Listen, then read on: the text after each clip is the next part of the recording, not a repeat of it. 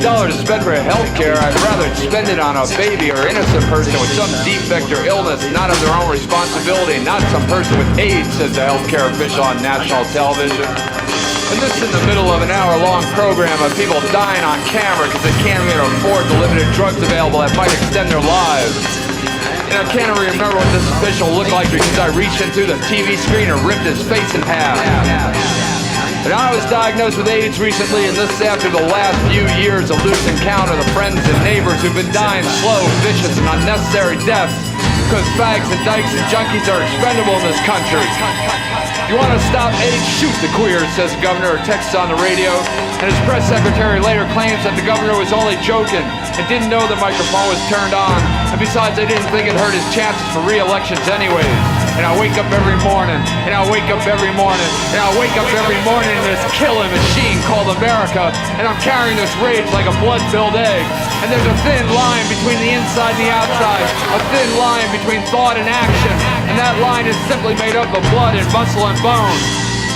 And I'm waking up more and more from daydreams of tipping Amazonian blow darts in infected blood and spitting about the exposed necklines of certain politicians or government healthcare officials or those thinly disguised walking swastikas that wear religious garments over their murderous intentions or those rabid strangers parading against AIDS clinics in a nightly news suburb.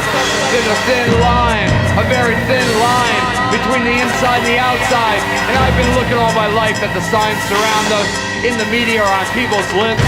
The religious types outside St. Patrick's Cathedral shouting to the men and women in the gay parade, "You won't be here next year, you'll get AIDS and die, ha ha!"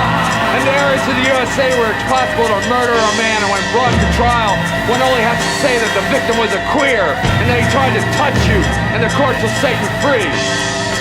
And the difficulties that a bunch of Republican senators have in Albany with supporting an anti-violence bill that includes sexual orientation as a category of crime victims. There's a thin line, a very thin line. As each T cell disappears from my body, it's replaced by 10 pounds of pressure, 10 pounds of rage. And I focus that rage into non-violent resistance, but the focus is starting to slip. The focus is starting to slip. My hands are beginning to move independent of self-restraint, and the egg is starting to crack. America, America, America seems to understand and accept murder as a self-defense against those who would murder other people.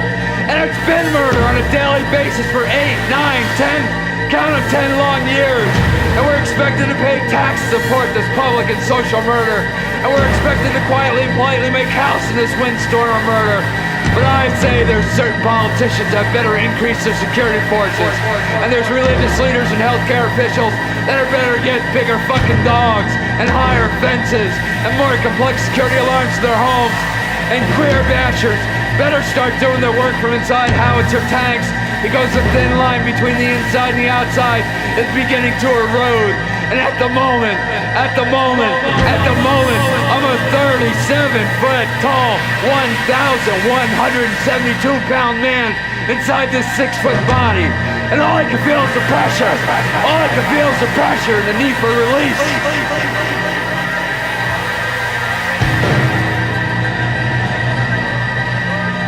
Woo!